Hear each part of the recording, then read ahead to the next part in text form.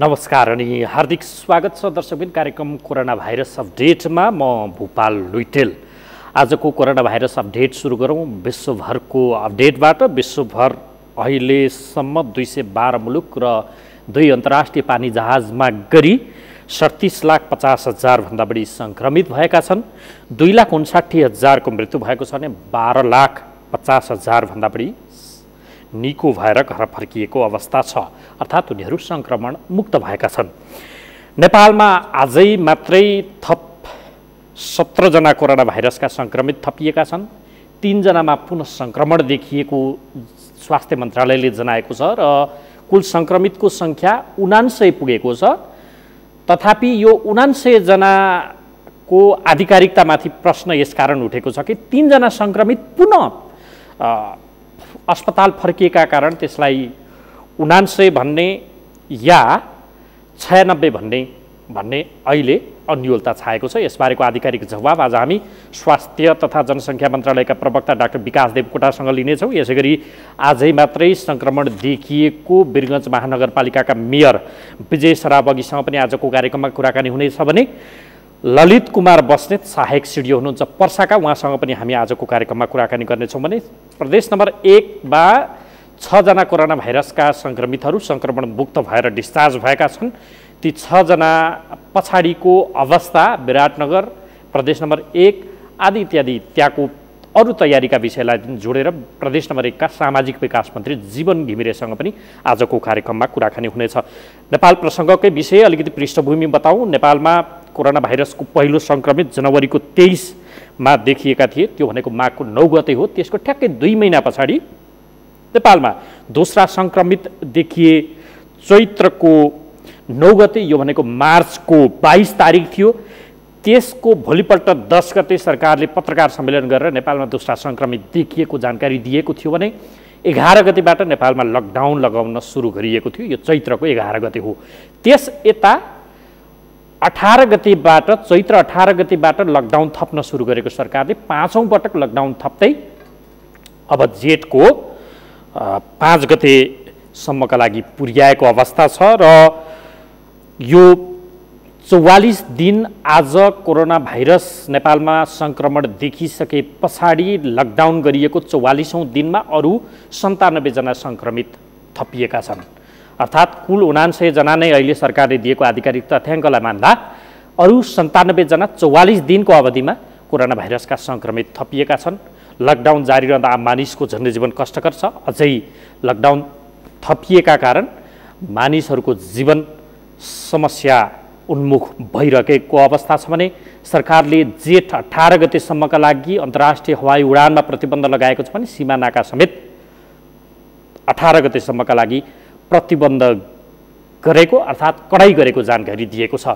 र यो बीचमा ठाउँ ठाउँमा किटहरू अभाव भएको, पीसीआर परीक्षणका लागि पनि किटहरू अभाव भएको कारण समस्या भएको जानकारी आएको छ भने नेपाली सेनालाई गत चैत्र 20 गतेको मन्त्री परिषद बैठकले यो स्वास्थ्य सामग्री र औषधिहरू आयात गर्ने जिम्मा दिएको थियो। G2G सम्झौता मार्फत त्यस्ता सामग्रीहरू ल्याउन सेनाले जिम्मेवारी पाए लगत्तै 5 वटा मुलुकहरूलाई पत्रचार गरेकोमा 2 वटा मुलुकहरूले रेस्पोन्स गरेर चीन र भारतबाट रकम समेत भुक्तानी गरेर औषधि तथा स्वास्थ्य सामग्री आयातको प्रक्रिया अघि बढेको छ र चीनबाट करिब 1 हप्ता जतिमा ती सामग्रीहरू आउने नेपाली सेनाले जानकारी दिएको छ भने भारतमा चाहिँ दिल्ली स्थित नेपाली दूतावासमा ती औषधि तथा स्वास्थ्य सामग्री सङ्कलनको क्रम सुरु भएको र त्यहाँबाट ल्याउने तयारी भएको नेपाली सेनाले जानकारी दिएको छ। अब नेपाल थप सङ्क्रमितहरूको सङ्ख्या बढ्दै गए पछाडि अझ जोखिमको अवस्थामा पुगेको छ। यसले अब के होला र कसो होला भन्ने एक खालको सन्नाटा मानिसहरूमा छाएको छ। डर छ, त्रास छ। वीरगञ्ज र नेपालगञ्ज त अझ बढी केन्द्रमा पुगिरहेको अवस्था छ। यो अवस्थाका बीच सरकारको रणनीति मानिसहरूले अपेक्षा गरेका थिए 44 दिनदेखि लकडाउन जारी रहँदा कुनै न कुनै रूपमा सरकारले अब उच्च जोखिम र कम जोखिमको आधारमा क्षेत्रगत रूपमा लकडाउनलाई खुकुलो बनाउँदै लाने भन्ने अपेक्षाका विपरीत लकडाउन थपिएको छ। यस कारण पनि कि काठमाडौँ उपत्यकामा दैनिक 800 जति सवारी साधनबाट मानिसहरू भित्रिने र बाहिरिने क्रम अत्यावश्यक भनिँदै भित्रिने र बाहिरिने क्रम नरोकिएपछि ती काठमाडौँ उपत्यकाका 6 वटै नाकाहरूलाई सिल गर्नेसम्मको तयारी पनि सरकारले यो बीचमा गरेको जानकारी हामीलाई प्राप्त भएको छ। र यति बेला हामी अब सबैभन्दा पहिला वीरगञ्जका मेयर विजय सरावगी, जो वीरगञ्ज महानगरपालिकाका मेयर हुनुहुन्छ, त्यहाँ कोरोना भाइरसका सबैभन्दा धेरै सङ्क्रमित देखिएका छन् नेपालमा अहिले। यसबारेमा जानकारी दिन प्रत्यक्ष टेलिफोन सम्पर्कमा हुनुहुन्छ। मेयर साहब, स्वागत छ यहाँलाई कार्यक्रममा। धन्यवाद। अब यो आजै मात्रै फेरि 17 जना वीरगञ्जमा कोरोना भाइरसका सङ्क्रमित भेटिएको जानकारी आएको छ, त्यो पनि 2 महिने शिशु र एकजना चाहिँ सुत्केरीलाई समेत सङ्क्रमण भएको भन्ने जानकारी आयो।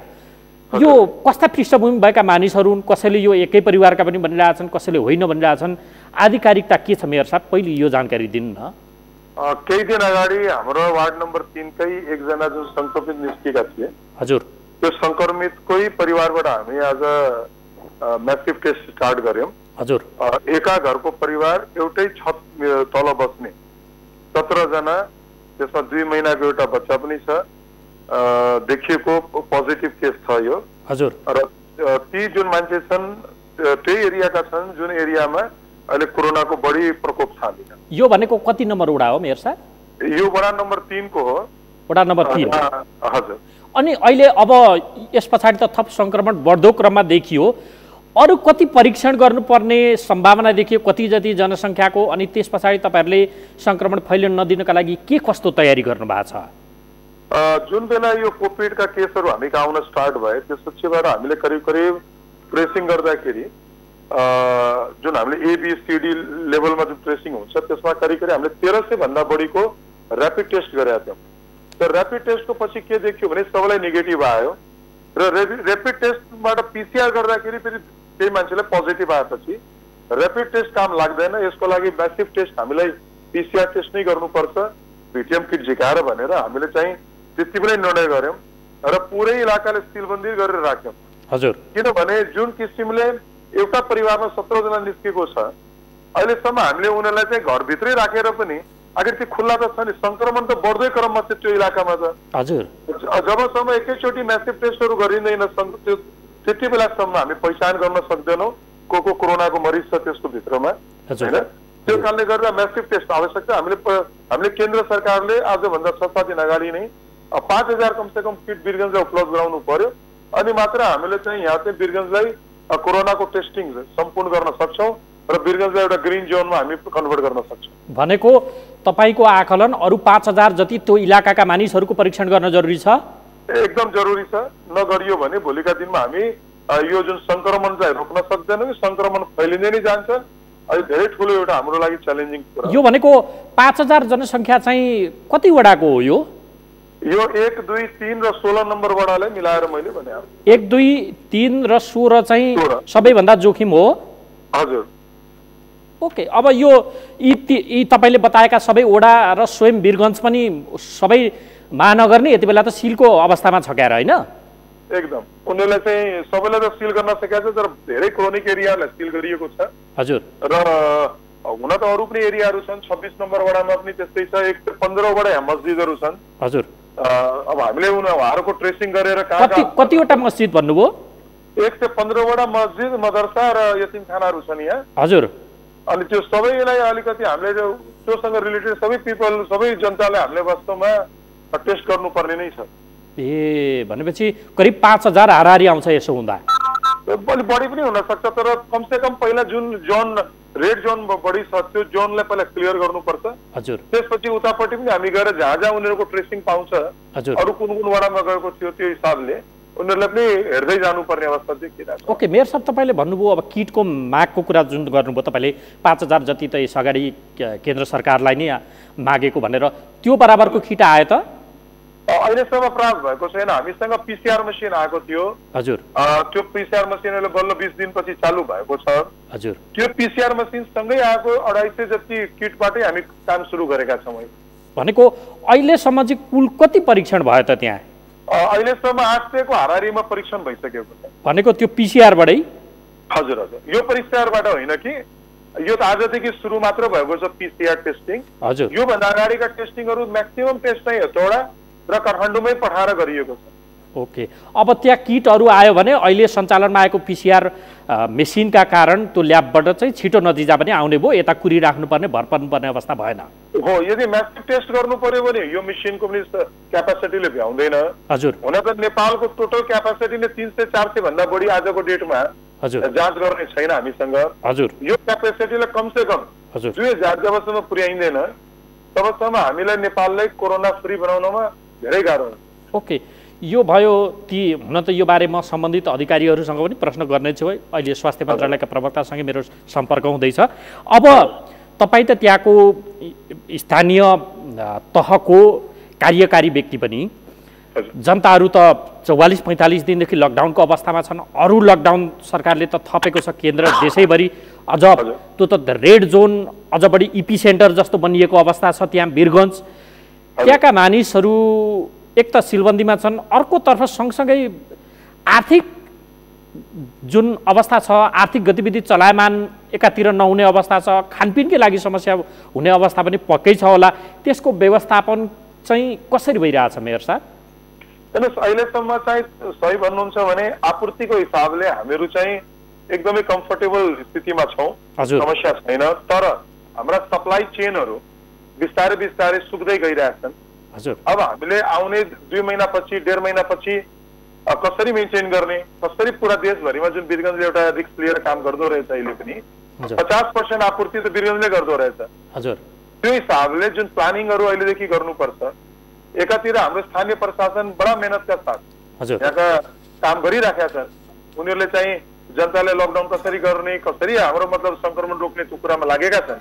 तर एउटा साथसाथै हामीले के काम गर्नु पर्यो भने भोलिका च्यालेन्जेसहरू खास सङ्कट नहोस्, देशभरिमा आपूर्ति सामान्य रहोस् र त्यो सँगसँगका जति पनि एक्टिभिटिजहरू भविष्यका हुनुपर्ने छ त्यो स्मुथली जाओस्। जो हाम्रा किसानका कुरा होस् या हाम्रा अन्य उद्योग व्यवसायका कुरा होस्, यदि हामीले टाइममा एलसी खोलिएन, पदार्थ झिकाएन त हाम्रा मेडिसिन उद्योगहरू कसरी चल्ने, हाम्रा खाद्य उद्योगलाई रो मेटेरियल पाएन भने कसरी चलाउने, इनका स्पेयर पार्ट पाएन भने कसरी चल्ने, यी विषयका कुराहरूलाई तत्त मन्त्रालयले बसेर एउटा कार्ययोजना बनाएर गृह मन्त्रालयका साथीहरूसँग बसेर जबसम्म एउटा फुल फ्लेजेड योजना हुँदैन तबसम्म हामीहरू चाहिँ आउने दिनका च्यालेन्जेसहरूलाई पार पाउन सक्दैनौँ।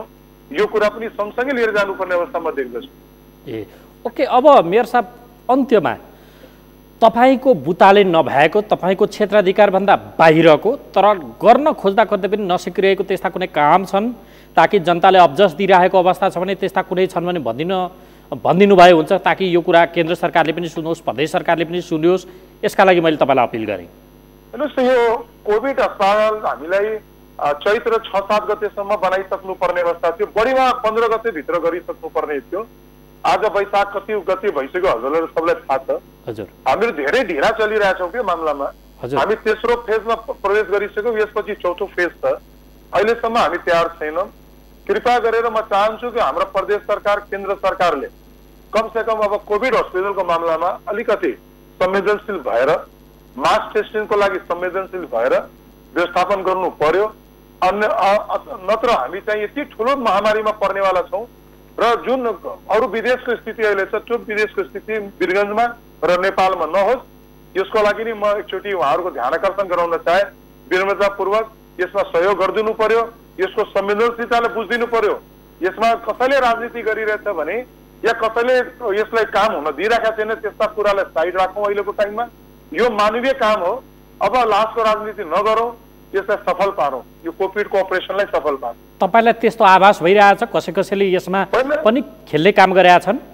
त्यसमा छ, नभएको भए आजसम्म वीरगञ्जमा कोभिड हस्पिटल वीरगञ्ज महानगरपालिकाले 8 गते निर्णय गरेर एउटा हस्पिटलसँग सम्झौता गरेर निःशुल्क रूपमा उपलब्ध गराउँदै पनि आजसम्म त्यो नहुनुपर्ने कारण के छ त? अनि हाम्रो जेनरल अस्पताल जुन एउटा 1200-1300 जनाले रोज ओपिडी चलेको अस्पताल, त्यसलाई चाहिँ कोभिड अस्पताल बनाइयो। 3 जना डायलिसिस नभएर त्यहाँको रेगुलर मरिज मरिसके। आखिर यसको जिम्मेवारी कसले लिने? कोभिडबाट अहिलेसम्म 1 जना पनि मरेका छैनन्। तर त्यो जेनरल हस्पिटलको सप्लाई भनौँ न एउटा सेवा नपाएर त मान्छे त मरेका छन् नि। यो संवेदनशीलतालाई नबुझेर केही साथीहरूले यसमा राजनीति गरेका छन्। यो कुरा जग जाहिर छ सारा कुराहरू। और आउने दिनमा यदि यो राजनीति बन्द हुँदैन भने हामी चाहिँ एकदमै अप्ठ्यारो स्थितिमा पर्नेवाला छौँ। यो कुरा म केन्द्र सरकारका माननीय मन्त्रीज्यूलाई, सचिवज्यूलाई र यसलाई जसले क्राइसिस म्यानेजमेन्ट ग्रुपको जुन कमिटीले हेरिराखेको छ उनीहरूलाई म आग्रह गर्न चाहन्छु। अनि मेयर साहब यसका लागि चाहिँ त्यहाँ स्थानीय तहबाटै यसको चलखेल भइरहेछ, तिनको लोकल लेभलको पोलिटिकल लिडरहरूबाट? हामीले आफ्ना क्षमताले भ्याएका सारा काम त गऱ्यौँ र साथसाथै हाम्रा क्षमताभन्दा बाहिरका कुराहरूको लागि हामी लगातार पत्रहरू पठाइरहेछौँ दुईटै सरकारलाई। तर त्यो ओन्ली वन वे भयो, त्यसपछि एउटा पनि जवाबसम्म पनि यो हुन्छ हुँदैन भन्ने पनि आजसम्म आएको छैन। यो अलिकति लाजमर्दो स्थिति छ। यस्तो विपदको बेलामा कमसेकम पत्रहरूको जवाब दिइदिएको भए हामीले कसरी अगाडि बढ्नु सकौँ त हामी पढ्न त सक्थ्यौँ नि। मेयर साहब, अब अन्त्यमा तपाईँको सिधासिधी माग मूलत दुईवटा देखियो। एउटा कोभिड हस्पिटल नै बनाऊ, डेडिकेटेड रूपमा एउटा स्थापना गरौँ, त्यो हामीले आँट गऱ्यौँ, त्यसमा कृपया सहयोग गरिदेऊ भन्ने आयो तपाईँको, होइन? अर्को चाहिँ म्यासिभ रूपमा मासमा टेस्ट चाहिँ सुरु गर्नु पर्यो भन्ने आयो, होइन? हजुर। यो दुईवटा भयो भने तत्कालका लागि अरू प्रिभेन्टिभ काम त सँगसँगै भइरहेकै अवस्था छ। हजुर। अब अर्को चाहिँ यो जो एकदम अन्तिम प्रश्न तपाईँलाई, 17 जना एका घरका मानिसहरूमा यो परीक्षण देखियो। अर्कोतर्फ नेपालगञ्जमै समुदाय स्तरमा यो छिरिएको भनिराखिएको छ, ती वीरगञ्जमा सुरु भयो, तपाईँ भन्दै हुनुहुन्छ। अब ती मानिसहरूको सम्पर्कमा पुगेका मानिसहरूलाई कसरी खोज्ने होला यो बेला? हामीहरू धेरैले खोजेर 13-14 सयको त हामीसँग लिस्टै छ, जसको हामीले ऱ्यापिड टेस्ट गऱ्यौँ। ती सबैले हामीले अहिले PCR गर्नुपर्ने बाध्यता छ र त्यो सँगसँगै उनीहरूको यो बिचमा कोसँग सम्पर्क भयो त्यसलाई पनि हामीले अब PCR गर्नुपर्ने बाध्यता छ। र जसलाई पहिला हामीहरूले चाहिँ छुट्टी दिइसकेका छौँ, ल तिमी ठिक छौ भनेर, त्यसलाई पनि फेरि गर्नुपर्ने अवस्था आइसक्यो। ए भनेको अब PCR मै जोड दिनु पर्यो, ऱ्यापिड त एक चरण भइसक्यो तपाईँको जानकारी अनुसार? हजुर हजुर। हस् मेयर साहब, महत्त्वपूर्ण समय दिनुभयो, यो रातको समयमा मानिसलाई सुसूचित गराइदिनु भयो, तपाईँलाई धेरै धेरै धन्यवाद। धन्यवाद। उहाँ हुनुहुन्थ्यो वीरगञ्ज महानगरपालिकाका मेयर विजय सरावगी। वीरगञ्जमा आज एका घरका 17 जनामा कोरोना भाइरसको सङ्क्रमण देखिएको छ र ती सङ्क्रमितहरू अहिले उपचारका लागि भर्ना गरिसकिएको अवस्था छ। वीरगञ्जमा किट अभाव भएको डेडिकेटेड कोभिड हस्पिटल बनाउनका लागि पहल गरिएको, तर स्थानीय तहबाटै र केन्द्रबाटै पनि राजनीति भएको, लासमा राजनीति गरिएको उहाँले गुनासो गर्नुभएको छ। यसतर्फ सम्बन्धित निकायको ध्यान आकर्षण होस्, हामी पनि यही कामना गर्छौँ, लासको राजनीति अब नहोस्। यति बेला हाम्रो सम्पर्कमा स्वास्थ्य मन्त्रालयका प्रवक्ता डाक्टर विकास देवकोटा हुनुहुन्छ। देवकोटाज्यू, स्वागत छ यहाँलाई कार्यक्रममा। धन्यवाद। अब सबैभन्दा पहिला यो सङ्ख्याको अन्योलता भयो डाक्टर साहब, त्यहीँबाट सुरु गरौँ। आज 17 जनामा सङ्क्रमण देखिएपछि 49 जना भनियो पुगेको, 3 जना चाहिँ फेरि पुनः सङ्क्रमित भनिएको छ। यो सङ्क्रमितको सङ्ख्या नेपालमा 49 हो या 96 हो? सङ्क्रमितको सङ्ख्या 49 हो। 49 पहिलाको सङ्क्रमण सहितको अहिलेको कुल सङ्ख्या हो। त्यो 49 मध्येकै 3 जना जो पहिला डिस्चार्ज हुनुभएको थियो, उहाँमा चाहिँ यो PCR प्रविधिबाट नमुना परीक्षण गर्दाखेरि पुनः चाहिँ पोजिटिभ आएको हुनाले उहाँहरू फेरि आइसोलेसनमा रहनुभयो। अनि डाक्टर साहब, यसलाई अब एउटै व्यक्ति, उदाहरणको लागि म एकपटक सङ्क्रमण भएँ, म सङ्क्रमण मुक्त भएँ, फेरि भर्ना भएँ भने भूपाल लुइटेल भन्ने व्यक्ति त अर्को हुन्न नि त, त्यही व्यक्ति सङ्क्रमित हुन्छ। निको भएर गएकोलाई पनि सङ्क्रमितको रूपमा हामीले कुल सङ्ख्यामा राख्ने गरेका छौँ अहिलेसम्म। यसको अर्थ 96 भन्ने कि 49 नै भन्ने त होइन? 96 त भएन, किन भन्दाखेरि उहाँहरू त पहिल्यैको हो, अहिले थप हामीले 49 भित्र राखेका होइनौँ। अस्तिको केसमा तपाईँको 82बाट थप भइसकेपछि 17 जना 49 पुगेको हो। उहाँहरू 49 भित्रकै फेरि थप हुनुभएको, उहाँहरूलाई 49 मा गनिएको छैन, अहिले थप भनेर भनिएको छैन।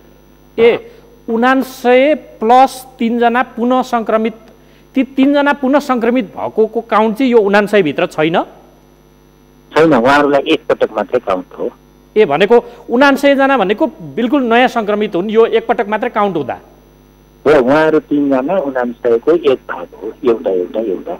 ए भनेको यो 2 पटक काउन्ट छैन, 3 जना डुप्लिकेसन छैन। उहाँहरू 3 जनालाई 6 जना भनेर काउन्ट गरिएको छैन। ए अन्यलता चाहिँ के भयो भन्दा यस अगाडि 82 जना त्यसपछि 17 जना थपियो हजुर गर्दाखेरि 79 भनियो भनेको ती संक्रमित 3 जना चाहिँ पुनः दोहोरिएर गणनामा छैनन् छैन त्यो गणना गरे भने त 79 भन्दा बढी हुन्छ त्यो गणना गर्ने कुरा भएन व्यक्तिहरू उहाँहरू एउटै हो अब चाहिँ अर्को कुरा संक्रमितको हिसाबमा हेर्दाखेरि पनि अब भाइरसको निष्क्रियता वा सक्रियताको विचार गर्नुपर्ने हुन्छ यो केस चाहिँ त्यस्तो पुनः संक्रमण चाहिँ उहाँहरूलाई थप अन्य फेरि संक्रमण भएको हो वा पहिलेकै अब केही हिसाबमा संक्रमण चाहिँ निष्क्रिय संक्रमण अहिले देखिएको हो भनेर हामी हेर्दैछौँ। ओके डाक्टर साहब अब हुन त तपाईँ दिनै पछि आम सञ्चार माध्यमकै मार्फत सार्वजनिक भइराख्नु भएको छ प्रत्येक दिनको पत्रकार सम्मेलनमा तथापि हामीले आधिकारिकताका लागि पनि तपाईँलाई अहिलेको यो कार्यक्रममा सम्पर्क गरेका हौँ 2-4वटा प्रश्न अरू सोध्नै पर्नेछन् जस्तो अब सङ्क्रमण बढ्दैछ हाम्रोमा किटकै अभाव भयो PCR टेस्टकै लागि भन्ने गुनासो पनि व्यापक रूपमा आइरहेछ भैरवाको एउटा अस्पताल प्रयोगशालामा त्यही अभाव अन्यत्र अभाव यी प्रश्न आइरहेछन् नि यसको व्यवस्थापन कसरी भइरहेछ अहिले हामीले त्यही दुईटा विधिबाट परीक्षण गर्छौँ एउटा PCR भयो एउटा RDT भयो अब संक्रमितको पहिचान गर्नलाई PCR विधिबाट नै गरिन्छ RDT विधिबाट डायग्नोसिसको हिसाबले संक्रमितको पहिचान गर्न गरिँदैन त्यो हिसाबले PCR को दायरा नै बढाउने हो हाम्रो सोच नेपाल सरकार स्वास्थ्य तथा जनसङ्ख्या मन्त्रालयको सोच त्यही नै छ अब हालसम्म करिब 14,000 भन्दा बढी 14,000 आजको अघिको अनुसार करिब 14,096 यो परीक्षण भएको कुरा छ हामीलाई प्राप्त जानकारी अनुसार अब त्यसै गरी RDT पनि 52,000 भन्दा बढी करिब 53,000 को हाराहारीमा RDT को परीक्षण भएको छ हामीसँग टोटल किट 75,000 मध्ये करिब 20,000 भन्दा बढी अझै विभिन्न प्रदेश जिल्लाहरूमा RDTहरू छन् किटहरू छन् त्यसको परीक्षण भइरहेको नै छ अब PCR पनि केही पहिला आज मैले पनि भनेको थिएँ केही चाहिँ हाम्रो गति अलिकति कम भएको छ त्यो भनेको हाम्रो परीक्षण यो नमुना किटको संख्या PCR को किटको मौजाद र नमुना सङ्कलनको हिसाबले अहिले अलिकति थोरै भएको हो तर अब केही दिनमै भनौँ न भोलितिर साँझसम्ममा हाम्रो एक्सपेक्टेसन चाहिँ किटहरू आउँदैछ PCR को नै बढाउने हो किनभने यो हामीले पहिला पनि भनिरहेको छौँ RDT गर्ने भनेको कुनै चाहिँ सङ्क्रमणकै पत्ता लगाउन भन्दा पनि कम्युनिटीमा समुदायमा सङ्क्रमण फैलेको छ कि छैन भनेर थोरै समयमा धेरै व्यक्तिको नमुना परीक्षण गरेर थाहा लाग्ने भएको हुनाले एउटा यो अनि PCRबाट समात्न नसकेकोहरूलाई RDT पहिला भएको छ कि छैन भनेर दोस्रो र तेस्रो चाहिँ क्वारेन्टाइनमा बसेका व्यक्तिहरू 14 दिनभन्दा बढी भइसकेको हिसाबमा 14 दिनपछि जुन हाम्रो यो एन्टिबडीहरू रोगसँग लड्न सक्ने शक्ति पैदा हुन्छ शरीरमा त्यसलाई थाहा पाउन RDT नै गर्नुपर्ने हुन्छ त्यसले गर्दाखेरि हामीले RDT गरेको हो यो भन्नुको मतलब PCR नगरेर RDT गर्ने भन्ने कदापि होइन कतिपय सञ्चार माध्यमहरूमा त्यसरी पनि व्याख्या गरेको पाइयो त्यो होइन हाम्रो सोच चाहिँ PCR बढाउने नै हो त्यसमाथि पनि अहिले सङ्क्रमण चाहिँ हरेक दिन वा हरेक हप्ता जस्तो बढिरहेको हिसाबमा PCR को झन् बढी महत्त्व छ हामी त्यो बढाउँछौँ भनेको अभाव चाहिँ भएको जसरी गुनासो आए ठाउँ ठाउँबाट प्रयोगशालाहरूबाटै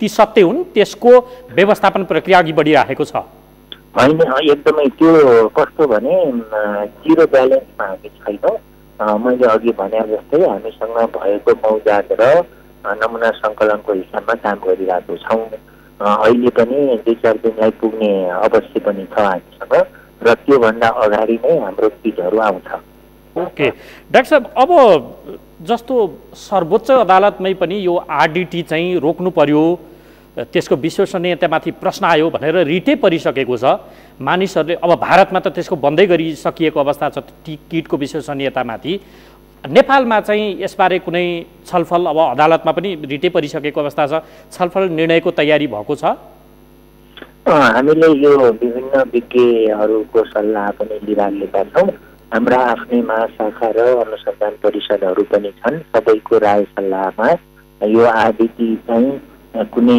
मैले अघि नै भने सङ्क्रमण भएको नभएको पत्ता लगाउन भन्दा पनि एउटा सर्भेलेन्सको हिसाबमा एउटा समुदायमा सङ्क्रमण फैलिएको छ छैन भन्ने हिसाबमा र क्वारेन्टाइनमा बसेका व्यक्तिहरू जो लक्षणविहीन हुनुहुन्छ उहाँहरू चाहिँ सङ्क्रमित कुनै बेला हुनुहुन्थ्यो कि हुनु हुँदैन थियो भनेर थाहा पाउन आदितिको परीक्षण गरिएको छ र सङ्क्रमितहरूको पत्ता लगाउन सङ्क्रमितहरूलाई पत्ता लगाउन चाहिँ पिसिआर नै गरिएको छ। ओके डाक्टर साहब, अब पछिल्लो 24 घण्टामा तपाईँले नै पत्रकार सम्मेलन मार्फत दिएको जानकारी अनुसार 136 जना कोरोना भाइरसका सम्भावित व्यक्तिहरू आइसोलेसनमा छन् भन्नुभएको छ। यसले नेपालमा यी र अरू तथ्यहरूले, किनकि सङ्क्रमण मुक्त भएका व्यक्तिहरू पनि फेरि अस्पताल धमाधम गइराख्नुको अर्थले हामी तत्कालै सङ्क्रमणबाट उन्मुक्ति पाइहाल्छौँ जस्तो सङ्केतहरू देखिएका छैनन्। हामीसँग औषधि ल्याउनका लागि स्वास्थ्य सेवा विभागले एक खालको तयारी गर्यो, मन्त्रालयले गर्यो, फेरि चैत्रको 20 तिरै त्यसलाई भङ्ग गरियो, मन्त्री परिषदले सेनालाई जिम्मा दियो, त्यो आउन पनि अझै करिब हप्ता 10 दिन लाग्छ भने सैनिक प्रवक्ताले मैसँगको टेलिफोन कुराकानीमा पनि राख्नु भएको छ। यो एकदम हामी कहाँ महामारी फैलिनै हाल्यो भने औषधिको मौजदातको अवस्था, अन्य स्वास्थ्य सामग्रीको अवस्था कुन अवस्थामा छौँ ताकि हामी हल्ट टार्न सक्छौँ? अब अहिले औषधिको हिसाबमा हामी अभावमा छैनौँ। योभन्दा अगाडि पनि हामीले औषधि उत्पादक सङ्घहरूसँगको कुरामा पनि उहाँहरूले पनि अपिल गरिसकेको, लिखित अपिल गरिसकेको अवस्था छ कि 4 महिनाभन्दा बढी नै हाम्रो अहिले क्यापेसिटी छ, मौजात छ। अब त्यो बिचमा चाहिँ प्रोडक्सनहरू पनि भयो होला। त्यसपछि हामीले भारतबाट अस्ति ठुलो परिमाणमा योसँग सम्बन्धित औषधिहरू आएको छ। त्यसले गर्दाखेरि अहिले चाहिँ औषधि उपचारको लागि चाहिने औषधि मूल्यहरू अभावमा छैन। अनि त्यसै गरी जो व्यक्तिगत सुरक्षाका सामग्रीहरू हुन् त्यो पनि अहिलेको हिसाबमा केही पनि अभाव छैन। हामीले त्यो विभिन्न टेन्डरहरू मार्फत र अन्य मुलुकहरू, छिमेकी मुलुकहरूबाट आएको हिसाबमा अहिले हामीसँग पुग्दो छ। पहिला जुन हिसाबले हामीले दुईटा कुरा चाहिँ हामी अलि स्कार्सिटीमा छौँ भनेका थियौँ, त्यो भनेको किटहरू र पिपीहरू हो। अहिले चाहिँ त्यो पिपीको रेन्ज चाहिँ हामीसँग यथेष्ट नै छ भन्नुपर्छ। बाँकी चाहिँ यो खास गरी यो परीक्षणको लागि चाहिने किटहरू नै हो।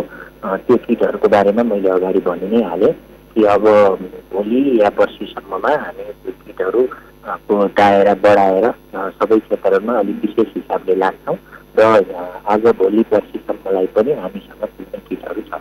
ओके, अब अन्त्यमा डाक्टर साहब, जस्तो परीक्षणको दायरा कम्तीमा पनि हामीले दैनिक 2000 देखि 3000सम्म पुर्याउनुपर्छ ताकि जतिसक्दो छिटो हामीले यसका चाहिँ सङ्क्रमितहरू पत्ता लगाउन सक्छौँ। के हो हाम्रो यथार्थ पिक्चर, एउटा बेसिक पिक्चर आउन सक्छ भनेर विज्ञहरू भनिरहँदा हामी कहाँ त दैनिक 1000 पनि परीक्षण हुन सकिरहेको छैन, जबकि 16-17 ठाउँमा त यसको परीक्षण नै सुरु गरिसकिएको अवस्था छ। यो दायरा बढाउनका लागि के गर्ने? दैनिक 2000 देखि 3000सम्म दिनकै परीक्षण गर्नका लागि के छ उपाय? हाम्रो चाहिँ स्वास्थ्य मन्त्रालयको योजना पनि करिब 2,30,000मै हो।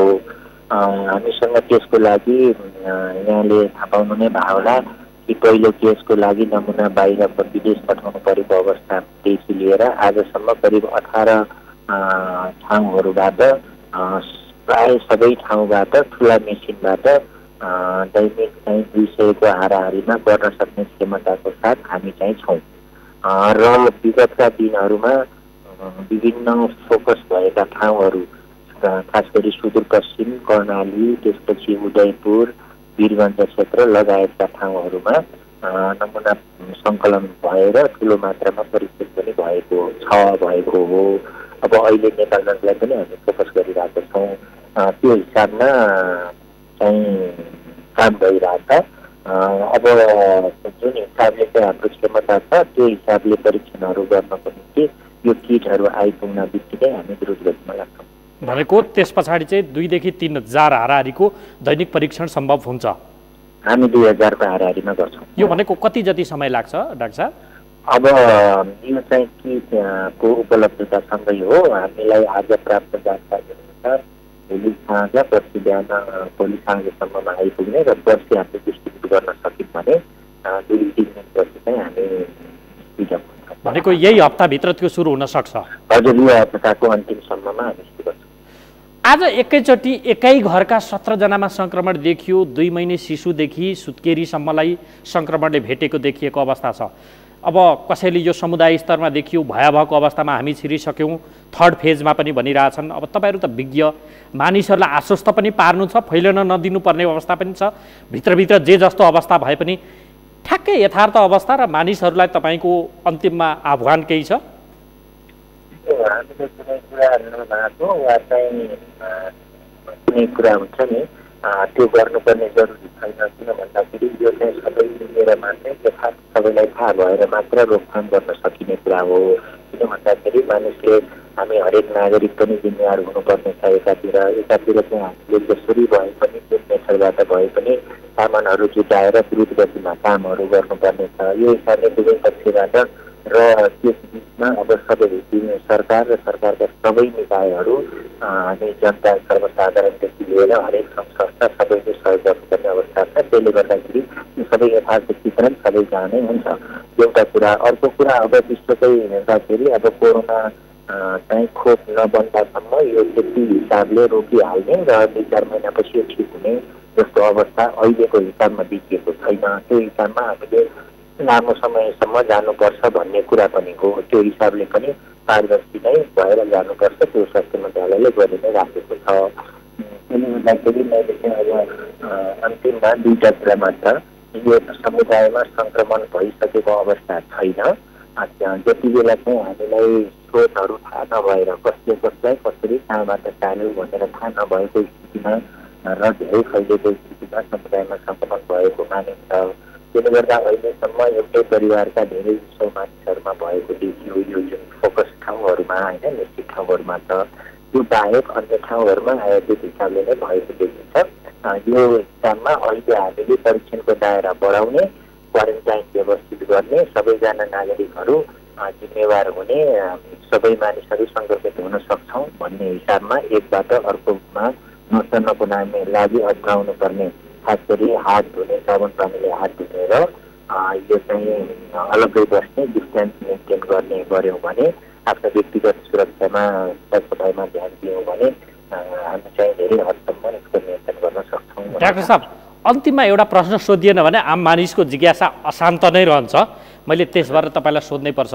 हामीले त भगीरथ प्रयत्न गऱ्यौँ, हामी स्थानीय सरकार भएको कारण, तर केन्द्रबाट सुनिएन, असहयोगै भयो, कता कता लासकै राजनीति भयो, राजनीतिक रूपमा चलखेल भयो भनेर अघि भर्खरै वीरगञ्जको मेयर साहबले पनि गुनासो गर्नुभयो। यस्तो गुनासो गर्ने धेरैतिरका मेयरहरू हुनुहुन्छ।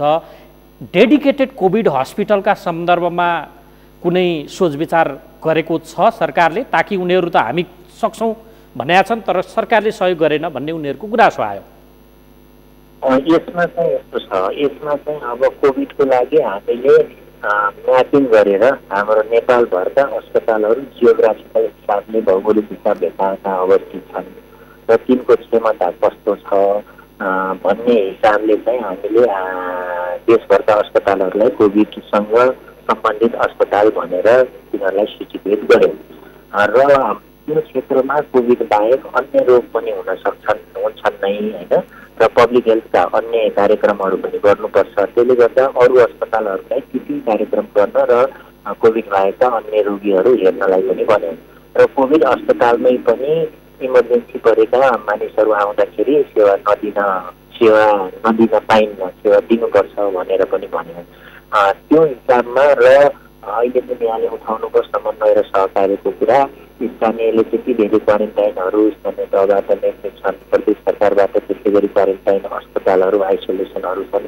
अहिले हेर्नुभयो भने धेरै जसो अस्पतालहरू चाहिँ क्वारेन्टाइनहरू प्रदेश सरकारले बनाएको पनि छ। त्यसले गर्दाखेरि कुनै पनि प्रदेश सरकार र स्थानीय तहले यदि हामीले जुन कामहरू गरिरहेछौँ त्यसमा सहकार्य गर्ने, होइन योभन्दा यो गर्न ठिक हुन्छ भनेर आएको खण्डमा त्यो परिमार्जन गरेर लानलाई कुनै दुविधा नै हुँदैन भन्न चाहन्छु। र कतिपय ठाउँहरूमा हामीले चाहिँ कोभिडको अस्पताल यदि सरकारी तोकेका छौँ भने निजी अस्पताललाई चाहिँ अरू अन्य रोगहरू हेर्ने भनेका छौँ भनेदेखि त्यो निजी अस्पतालले कुनै पनि हालतमा सरकारी अस्पताल सरह उसले दिने सेवाहरू दिनुपर्छ, त्यही रेटमा त्यही हिसाबमा दिनुपर्छ, जनतालाई सर्वसुलभ हुनुपर्छ भनेर मापदण्ड बनाएर पनि दिएका छौँ।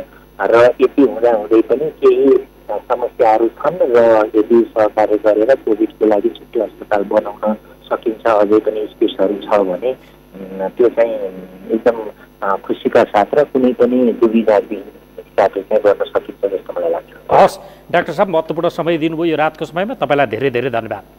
धन्यवाद। उहाँ हुनुहुन्थ्यो स्वास्थ्य तथा जनसङ्ख्या मन्त्रालयका प्रवक्ता डाक्टर विकास देवकोटा। सरकारको अबको तयारी के छ? कोरोना भाइरसका सङ्क्रमितहरू बढ्दै गइरहँदा ठाउँ ठाउँका स्थानीय तहका मेयरहरूले अथवा प्रमुखहरूले गुनासो गरिरहेका छन्, यो त लासकै राजनीति हुन खोज्यो कि भनेर। त्यसका सम्बन्धमा केन्द्र सरकारको खासमा जवाबदेहिता के हो लगायतका विषयलाई जोडेर आज हामीले कुराकानी गऱ्यौँ उहाँसँग। र किट अभावका विषयमा पनि उहाँले जानकारी दिनुभएको छ। र अब सरकारले अर्थात् भनौँ स्वास्थ्य मन्त्रालयले दैनिक 3000 को आसपासमा 2000 देखि 3000 को आसपासमा परीक्षणको दायरा बढाउने र त्यसका लागि यही हप्ताको अन्त्यतिरबाट सुरुवात हुन सक्ने जानकारी दिनुभएको छ। अभाव भएको किटलाई परिपूर्ति गर्नका लागि भोलि बेलुकासम्ममा अर्थात् बिहिबार बेलुकासम्ममा अन्य किटहरू पनि आयातको प्रक्रियामा रहेको र त्यो आइपुग्ने उहाँले जानकारी दिनुभएको छ। र अब हामी प्रदेश नम्बर 1 का सामाजिक विकास मन्त्री जीवन घिमिरेसँग कुराकानीको प्रयत्न गर्दैछौँ। विराटनगरमा कोरोना भाइरसबाट सङ्क्रमित भएर अस्पताल भर्ना भएका विराटनगरको कोभिड अस्पताल कोशी अञ्चल अस्पताल अन्तर्गतको कोरोना उपचार केन्द्र कोशी अस्पतालमा भर्ना भएका 6 जना भारतीयहरू आज डिस्चार्ज भएका छन्। उनीहरूलाई त्यही विराटनगरको रानी स्थित एउटा मस्जिदमा क्वारेन्टाइनको व्यवस्था गरिएको जानकारी हामीलाई सामाजिक विकास मन्त्री जीवन घिमिरेले दिनुभएको थियो र उहाँसँग हामी टेलिफोन सम्पर्कको प्रयत्न गरिरहेका छौँ। त्यसभन्दा अगाडि हामी पर्साका सहायक प्रमुख जिल्लाधिकारीसँग पनि कुराकानीको प्रयत्न गरिरहेका छौँ।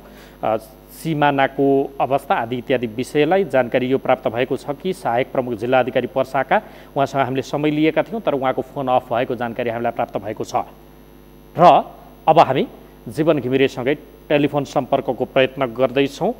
आज 17 जना कोरोना भाइरसका सङ्क्रमित वीरगञ्जमा एकैपटक देखिए पछाडि सङ्क्रमितको कुल सङ्ख्या 79 पुगेको छ र स्वास्थ्य मन्त्रालयले प्रश्न यो पारेको छ कि नेपालमा कुल सङ्क्रमितको सङ्ख्या 79 नै पुगेको छ र दोस्रो पटक सङ्क्रमित भएका व्यक्तिहरूलाई फेरि गणना गरिएको छैन। यसको अर्थ 3 जना पुनः सङ्क्रमित भएका हुन्। त्यो 79 भित्रको तथ्याङ्क नभएको स्वास्थ्य तथा जनसङ्ख्या मन्त्रालयका प्रवक्ता डाक्टर विकास देवकोटाले जानकारी दिनुभएको छ। नेपाल कोरोना भाइरसको महामारीमा रहिरहँदा नेपालको राजनीति फेरि पनि कता कता तरङ्गित हुने हो कि भन्ने चिन्ता पनि सुरु भएका छन्। आजै बसेको नेपाल कम्युनिस्ट पार्टी नेकपाको सचिवालय बैठकमा प्रधानमन्त्री केपी शर्मा ओली बैठक छाडेर निस्किनु भएको 2 खालका तर्कहरू बाहिर सार्वजनिक भएका छन्। एक खालकाले यसलाई उहाँ आरामका लागि निस्किनु भएको बताएका छन् भने अर्का थरीले यसलाई रिसाएर निस्किनु भएको, एजेन्डाका विषयमा कुरा नमिलेपछि निस्किनु भएको जानकारी प्राप्त भएको छ। मुलुक महामारीको सङ्कटमा रहिरहँदा सत्तारूढ राजनीतिक दलभित्रको आन्तरिक राजनीतिले समस्या सिर्जना गरिरहेको छ र कतै महामारीलाई विकेन्द्रित गराउने हो कि भन्ने चिन्ता पनि जाहेर भइरहँदा अब हामी पर्साका सहायक प्रमुख जिल्ला अधिकारी ललित कुमार बस्नेतसँग कुराकानी गर्दैछौँ। सहायक सिडी साहब, स्वागत छ यहाँलाई कार्यक्रममा। धन्यवाद, नमस्कार। फेरि पनि वीरगञ्जमा 17 जना एका घरकै परिवारमा कोरोना भाइरसको सङ्क्रमण देखियो। 2 महिनाको शिशुदेखि सुत्केरीसम्मलाई यो सङ्क्रमणले भेटिएपछि वीरगञ्जमा मूलत पर्सामा सतर्कताका थप तपाईँहरूले के उपाय निकाल्दै हुनुहुन्छ? त्यो त सीमा जोडिएको जिल्ला पनि पर्यो, आपूर्ति पनि गर्नुपर्ने अवस्था सँगसँगै छ, देशलाई नै आपूर्ति गर्ने एउटा नाकाको रूपमा चिनिन्छ त्यहाँ। ओभरअल तपाईँहरूको तयारी सर र पृष्ठभूमिमा एकैपटक बताइदिनुहोस्, अरू मेरो प्रतिप्रश्न तपाईँसँग रहने छैन। हस्, आज एकदमै वीरगञ्जको घटनाले अब देशैलाई एकदमै चाहिँ अब दूषित बनाएको छ। एकै दिन वीरगञ्जमा 17 जना व्यक्तिहरूमा चाहिँ कोरोना पोजिटिभ देखिएको छ। त्यो पनि एउटै परिवारका व्यक्तिहरू हुनुहुन्छ। 2 महिनाको सानो बच्चादेखि लिएर 66 वर्षको व्यक्तिहरू जो फेला पर्नुभयो, यसले हामीलाई एकदम चिन्तित बनाएको छ। र अरूतिर सङ्क्रमण फैलिन नदिनको लागि र आम जनतालाई सुरक्षित बनाउनको लागि हामीले त्यो पुष्टि हुने बित्तिकै जिल्ला सुरक्षा समितिको आपतकालीन बैठक बस्यो र त्यसले 3-4वटा निर्णयहरू गरेका छौँ। पहिलो निर्णय त त्यो संक्रमित फेला परेको क्षेत्रलाई हामीले चारैतिरबाट चाहिँ सिल गरेका छौँ। त्यसमा चाहिँ अब वडा नम्बर 1, 2, 3 र वडा र त्यसको आसपासको क्षेत्र रहेको छ। हजुर। दोस्रो कुरो, यो संक्रमित व्यक्तिहरूको सम्पर्कमा आएका व्यक्तिहरूको छिटोभन्दा छिटो कन्ट्याक्ट ट्रेसिङ गर्ने र त्यसै सम्पर्कमा आएका व्यक्तिहरूको चेकजाँचलाई तीव्र पार्ने र यसको लागि हामीसँग मात्रै पर्याप्त उपकरण सामग्री जनशक्ति नहुन सक्छन्। त्यसको लागि हामीले तालुक निकायहरूमा अनुरोध गरेर तीव्रताको साथ चेकजाँचलाई अगाडि बढाउने निर्णय गरेका छौँ।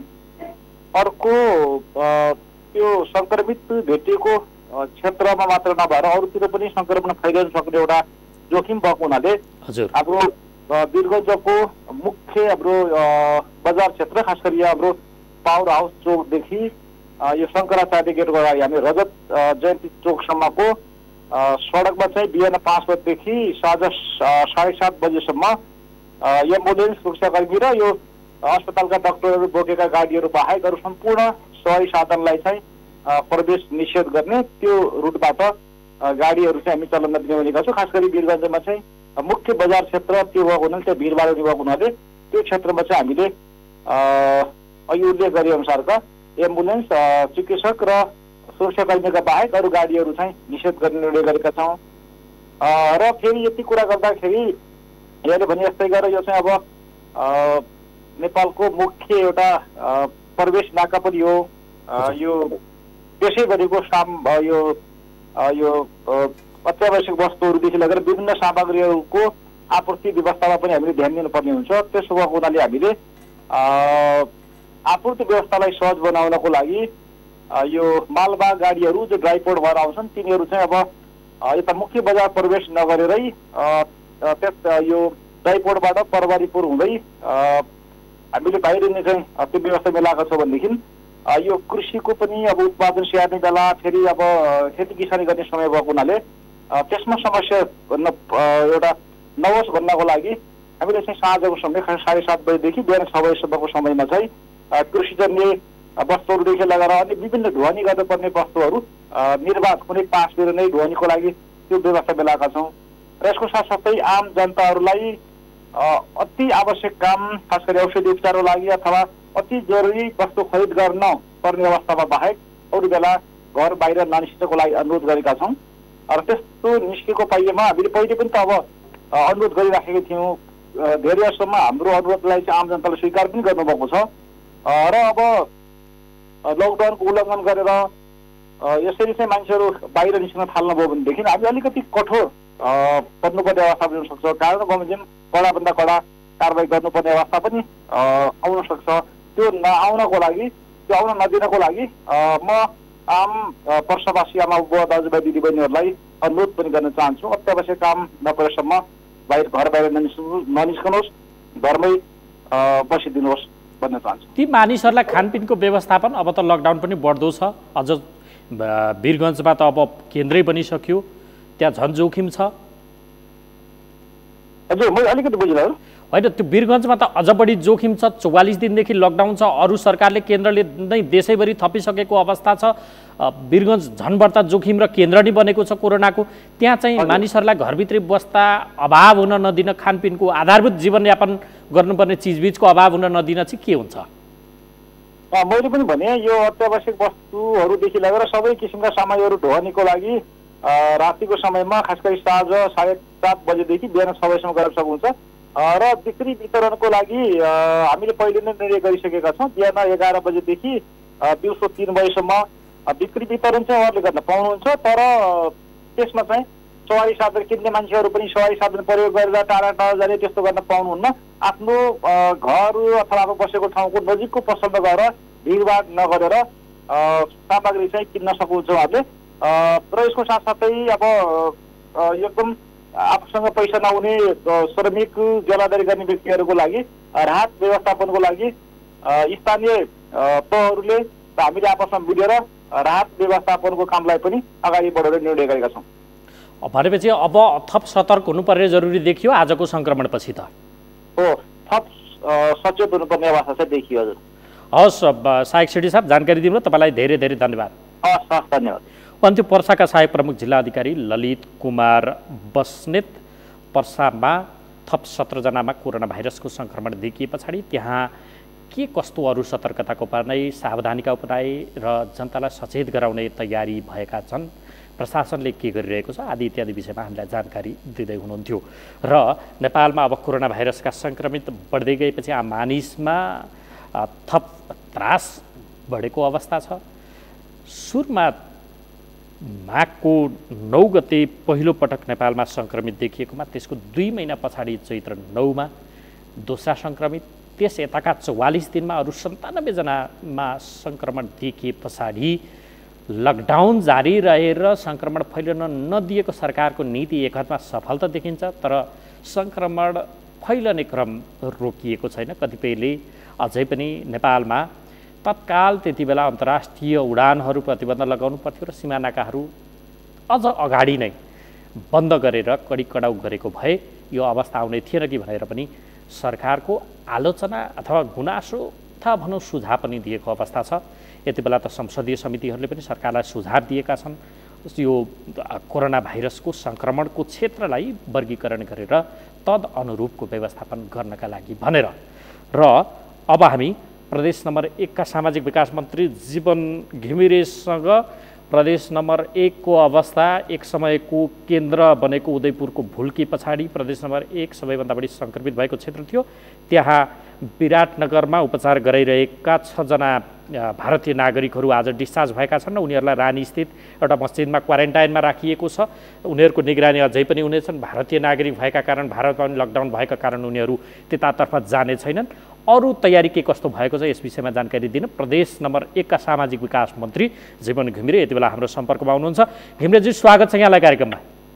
धन्यवाद। अब पृष्ठभूमि मैले निकै बताएँ, विराटनगर अर्थात् प्रदेश नम्बर 1 को तपाईँ सामाजिक विकास मन्त्री पनि हुनुहुन्छ। कोरोना भाइरस सङ्क्रमण रोकथामका लागि के कस्तो तयारी भयो, के काम गर्नुभयो यतिन्जेलसम्म सर र छोटकरीमा पृष्ठभूमिसहित बताइदिनुहुन्छ कि? हामीले फुकी पाइला चालेका छौँ। हजुर, कस्तो परिस्थिति आउँछ परिस्थिति जन्य निर्णय गरेका छौँ। जब विश्व स्वास्थ्य सङ्गठनले नेपाललाई उच्च जोखिममा छ भनेर सूचित गर्यो त्यति बेलादेखि नै हामी एलर्ट छौँ।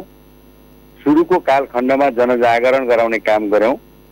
त्यसपछि हामी मूलत हेल्थ डेस्कहरू निर्माण गर्ने र हेल्थ टेस्ट गर्ने कामलाई उच्च प्राथमिकतामा राख्यौँ। त्यसपछि हामी नाका केन्द्रित क्रियाकलाप गऱ्यौँ र विदेशबाट हुने आवत जावतलाई बढ्ता हामीले निगरानीमा राख्यौँ। जब लकडाउन भयो, लकडाउनको अवस्था आउन लाग्दा हामीले चाहिँ क्वारेन्टाइन बनाउने अभियान सञ्चालन गऱ्यौँ। अहिले 4000 जनालाई राख्न सक्ने क्षमता हामीसँग छ र जब त्यसपछि फेरि जब चाहिँ अब विदेशबाट आउनेहरूको सङ्ख्या, खास गरी भारतबाट आउने र तेस्रो देशबाट आउनेहरूको सङ्ख्याको आकलन गरेर हामीले अब चाहिँ सङ्क्रमण हुन सक्छ, सङ्क्रमण देखा पर्न सक्छ, त्यसका निमित्त हामीले चाहिँ अब अस्पताल बनाउनु पर्छ भन्ने सोच राख्यौँ।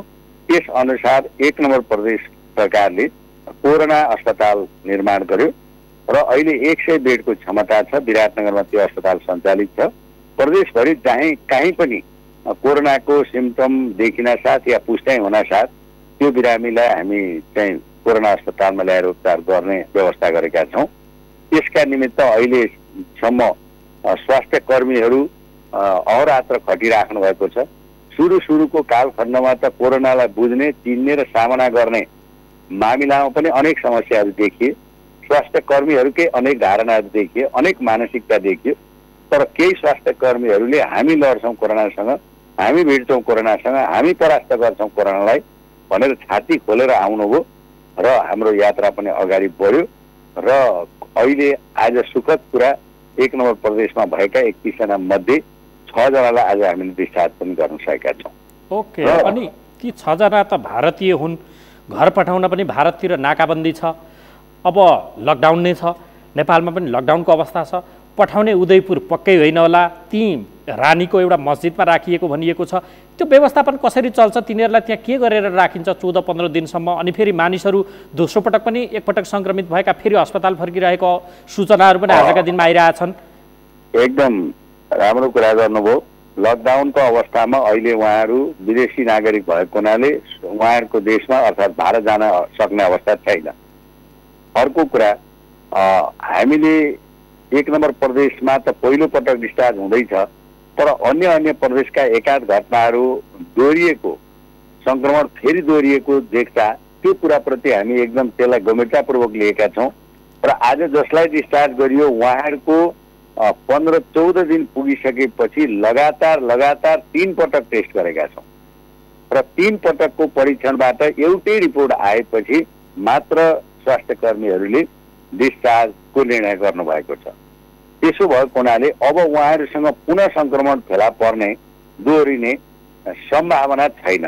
तर त्यति हुँदाहुँदै पनि स्वास्थ्य कर्मीहरूले 14 दिनको क्वारेन्टाइनमा राख्नुपर्ने गरी प्रेस्क्राइब गर्नुभएको छ। उहाँहरूको निर्णयलाई चाहिँ ख्यालमा राखेर हामीले छुट्टै क्वारेन्टाइनको प्रबन्ध गरेका छौँ। डिस्चार्ज भएर जानेहरूका लागि नै विराटनगरको रानीमा रहेको एउटा मस्जिदमा एकदम आइसोलेटेड एरियामा एकदम सुविधा सम्पन्न ठाउँमा एट्याच टोयलेट, बाथरुम, पानी सहितको सुविधा भएको ठाउँमा 10वटा कोठा भएको स्थानमा हामीले उहाँहरूलाई राख्ने प्रबन्ध गरेका छौँ र 14 दिनपछि पुनः उहाँहरूको परीक्षण हुन्छ। त्यसपछि उहाँहरू त्यहाँ अरूसँग सम्पर्कमा जान सक्नुहुन्छ। तर उहाँहरू विदेशी भएको हुनाले भारत जाने कुरा चाहिँ भारत सरकार र नेपाल सरकारको दुवैतर्फको समन्वयबाट मात्र यो कुरा सम्भव छ। मन्त्रीज्यू, अब मसँग समय पनि निकै नै कम भएको छ। तपाईँलाई अगाडिदेखि हामीले सम्पर्क गरेका थियौँ, तपाईँको फोन धेरै व्यस्त भएकोले सम्पर्क हुन सकेन। अब अन्तिममा यो त गरेको कुरा भयो, नगरेको र गुनासो आएको कुरा गरौँ है। हजुर, अब विराटनगर महानगरपालिकाकै मेयरले यसअगाडि एकाध हप्ता अगाडि मैसँगको यही कार्यक्रममा कुराकानीका क्रममा भन्दै हुनुहुन्थ्यो, हामी त बिटुलो जस्तो भयौँ, सहयोगै नगरेको भन्न पनि सकिन्न, सहयोग गरेको भन्न पनि सकिन्न, यो त भारतसँग जोडिएको पनि महानगर हो, या त जोखिम भयावहको अवस्थामा छ। अब उपचारको केन्द्र पनि यही विराटनगर भएको छ कोरोनाको, नाका सिल गरौँ न ए बाबा भनेर हामीले पटक पटक सिफारिस गऱ्यौँ, तर सरकारले सुनिदिएन। यो न प्रदेशले सुनिदिन्छ न केन्द्रले। नाका सिल गर्दा के बिग्रिने हो भन्ने उहाँहरूको माग, गुनासो या तपाईँले नगरिदिएको कामको एउटा गुनासो आएको छ। यसका प्रति गर्नै नखोजेको हो कि नमिलेको हो कि के हो मन्त्रीज्यू? 1 नम्बर प्रदेशको भारतसँग जोडिएका सीमा नाकामा 5000 सुरक्षाकर्मी तैनात छन्, 24 घण्टा तैनात छन्। आवत जावत ठप्प छ, नाका बन्द छन्। जम्मा जम्मी विराटनगरको एउटा नाका सुचारू छ, त्यसलाई समेत व्यवस्थित ढङ्गबाट चाहिँ आवत जावत गराइएको छ। गाडीहरू सेनिटाइज गर्ने व्यवस्था गरिएको छ। गाडीमा आउने चालक सहचालकको स्वास्थ्य परीक्षण गर्ने प्रबन्ध गरिएको छ। त्यसो भएको हुनाले अब त्यो एउटा नाका त कमसेकम त्यो विराटनगरको मात्रै होइन, 1 नम्बर प्रदेशको मात्रै होइन, त्यही काठमाडौँसम्म चाहिँ सामानहरू, अत्यावश्यक सामानहरू जाने नाका हो विराटनगर। त्यस दृष्टिकोणले चाहिँ अत्याधुनिक सामानहरू मात्र आवत जावत भएको छ, जुन चाहिँ देशकै आवश्यकता हो र बाध्यकारी अवस्था हो। यो सच्चाइलाई बुझ्नुपर्छ। अर्को कुरा, उपचार गर्ने कुरामा सरकार, प्रदेश सरकारको तर्फबाट कहीँ कतै कुनै कमी रहेको छैन। त्यसको हामी एकदम उच्च प्राथमिकताका साथ त्यो काम गरिरहेका छौँ। तर अब परीक्षण पनि हामीले यथोचित रूपमा गरिरहेका छौँ। परीक्षण जो पाए त्यसैलाई गर्ने होइन, परीक्षण गर्ने पनि सिस्टम छ। हाम्रो चाहिँ टेक्निक छ, टेक्निकल टिम छ। त्यो टिमले प्रेस्क्राइब गरेको रुटबाट हामी हिँडिरहेका छौँ। सबभन्दा पहिले त कन्ट्याक्ट ट्रेसिङ हुन्छ, ट्रेसिङ पछि टेस्टिङ हुन्छ, टेस्टिङ पछि ट्रिटमेन्ट हुन्छ। यी 3Tलाई हामीले चाहिँ एकदम उपयोगी ढङ्गबाट, व्यवस्थित ढङ्गबाट अगाडि बढाएका छौँ। 3Tलाई चाहिँ कार्यान्वयन गर्ने गरी 3टा विज्ञहरूको टिम छ। त्यो विज्ञहरूको टिमले प्रेस्क्राइब गरेको, तिनले देखाएको बाटोबाट हामी हिँडिरहेका छौँ र सही गन्तव्यमा हामी हिँडिरहेका छौँ भन्ने कुरा चाहिँ घटनाक्रमहरूले पुष्टि गरिरहेको छ। भनेपछि अहिले त्यहाँ सिल गरिहाल्नु पर्ने आवश्यकता देख्नु भएको छैन सीमाको? होइन, सिल नै छ, आवत जावत ठप्प छ, अब एउटा नाका पनि नखोल्ने हो भने त कसरी जीविका चल्छ? होइन, त्यहीँको मेयर साहबको पनि उहाँ पनि जनताप्रति उत्तरदायी नै हुनुहुन्छ होला। उहाँको गुनासो प्रश्न थियो, त्यसकारण मैले त उठान गरिदिएको, कृपया। हजुर, हवस् मन्त्रीज्यू, व्यस्त समय दिनुभयो, तपाईँलाई धेरै धेरै धन्यवाद। मसँग समय सकिएको छ। मेरा समस्या पुर्याउने अवसर प्रदान गर्नुभयो, त्यसका लागि धन्यवाद। उहाँ हुनुहुन्थ्यो प्रदेश नम्बर 1 का सामाजिक विकास मन्त्री जीवन घिमिरे। प्रदेश नम्बर 1 को यो कोरोना भाइरस सङ्क्रमण देखिएसके पछाडिको तयारी र गर्नुपर्ने बाँकी काम के हुन सक्छन् लगायतका विषयलाई जोडेर हामीले कुराकानी गऱ्यौँ। आजको कार्यक्रमको निर्धारित समय सकिएको छ। नेपालमा 49 जना कोरोना भाइरसका सङ्क्रमित, त्यो पनि 2 महिने शिशु र 1 जना सुत्केरीलाई समेत देखिए पछाडि अबको अवस्था के हुन सक्छ, यसको व्यवस्थापनका लागि सरकारले के कसरी काम गरिरहेको छ, ठाउँ ठाउँमा किटहरू अभावको प्रसङ्ग आइरहेछ र कतै कतै डेडिकेटेड कोभिड हस्पिटलले बनाउँछौँ भन्दा पनि असहयोग भएको भनेर गुनासो आइरहँदा समष्टिगत रूपमा यी सबै प्रश्नको जवाफ लिने आजको कार्यक्रममा हामीले प्रयत्न गऱ्यौँ। अर्को अङ्कमा फेरि पनि तपाईँ हाम्रो भेट हुने नै छ। हामीलाई आजलाई बिदा दिनुहोस्। नमस्कार।